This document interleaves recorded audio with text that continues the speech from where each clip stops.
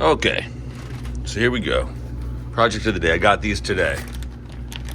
Paid 20 bucks a piece for them. Brand new in the package. It's the right side right here. It's this one.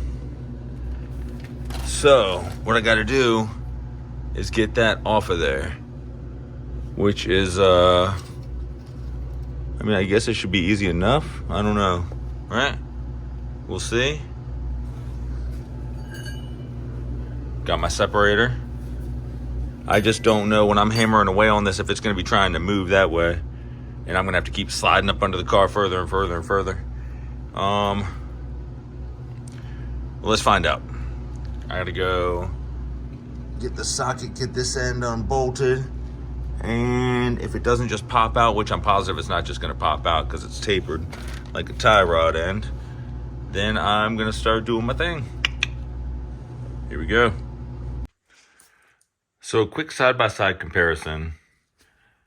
The new one looks a little more narrow, and I haven't measured them. Maybe not. Maybe it's just because one is shiny and new and one is old and crusted up a little bit. But it's the same length and everything. Everything's good there. The grease that was in here is old and starting to be nasty, so I'm going to get as much of that off there as I can. And I'll get some new grease in there, obviously. But the fork did it. Hammered away for a minute, and off she came. So we'll go ahead and put this together, and then we'll go on to the next pieces. Okay, it's on. Easy enough. To get the slots for the cotter pin lined up, I ended up putting it to 52 foot-pounds. Started at 48, and then I went a little bit tighter, and the cotter pin almost went in, but not quite. So I ended up putting it at 52. Nice and tight, still moves. So that's good. The boot is pressed a little more than I was thinking it should be. But I don't know, I've never seen this kind of boot before. So it's kind of, I don't know, we'll see when it comes time to take this bad boy off of here, how tight I got it on there. So now to get out the, let's see, the adjusting sleeve is right here. That's the part number. Where's this one made? Made in the USA, baby. Or is that the ball joint? Let me see. Yep, that's the sleeve. So they're both made in the USA, so good. So I'm going to go ahead and start threading that on. And that's the outer ball joint, or outer tie rod end. What the hell am I talking about? I'm losing it. I'm thinking about the Jeep. So let me go ahead and get all this on. The whole reason obviously I got to get it together, but I want to see if I need different steering arms. I'm hoping I don't with these blocks. We'll find out here in just a moment. Okay, so in comparison, for the sleeves, the new one is definitely longer. I have my measurement at, and I could probably reuse that one, but I'm not going to. It was like, I can't remember what I paid for, but next to nothing. But I have my measurements from Zerk to Zerk, so that's really what matters to get my alignment back to where it was before I started. Because I'm assuming, and you know what they say, but I'm assuming the alignment was on, because I don't see why it would be off. Because it was completely bone stock. So I'm sure I'm going to need to alter it some because I'm lowering it a lot. But I'm thinking my camber will probably be off, but I'll use the shims on there.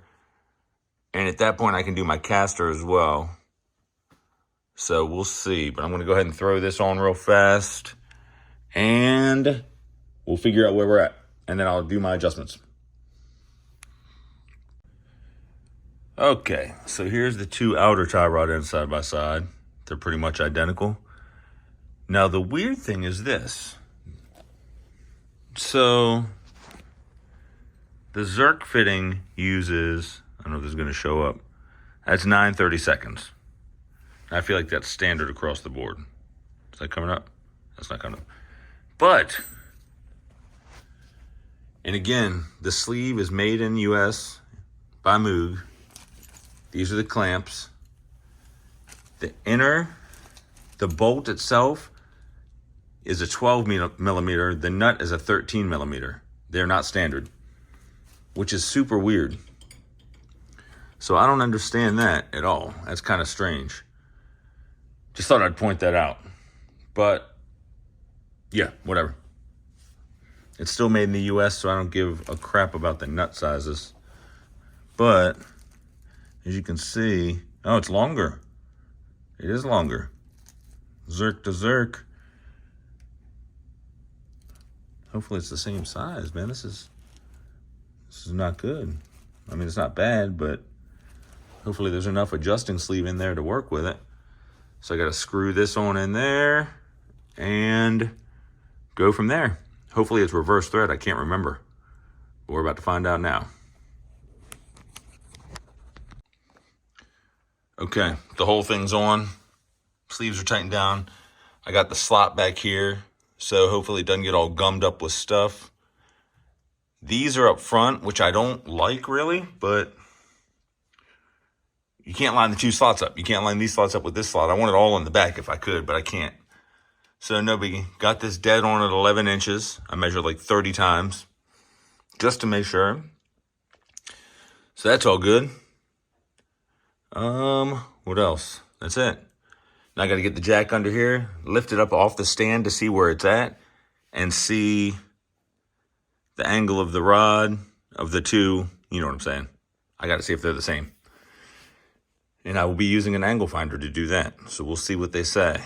We'll do that here in just a sec. Let me go get my jack set up and all that, and then I'll do it. Okay, got it jacked up off the jack stands.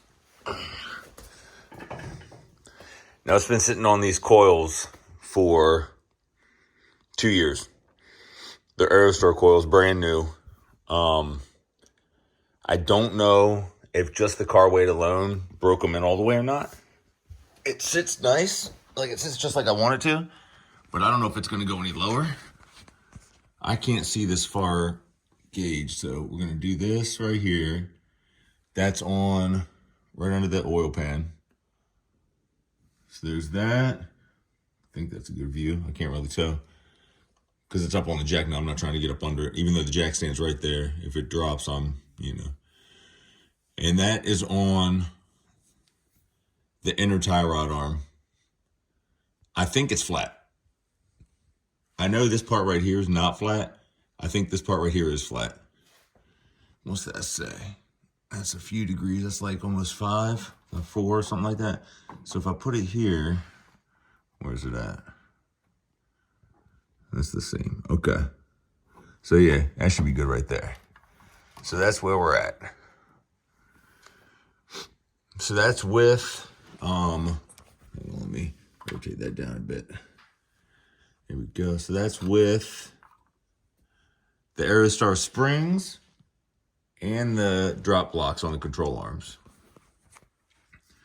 So I'm going to watch back on this and see if I need to do anything to the steering arms. Or if it's going to be good to go. Trying to avoid bump steer. Looks good to me, but I don't know. So anyway, there it is. Now to repeat on the other side and hit these brake lines and wheel cylinders.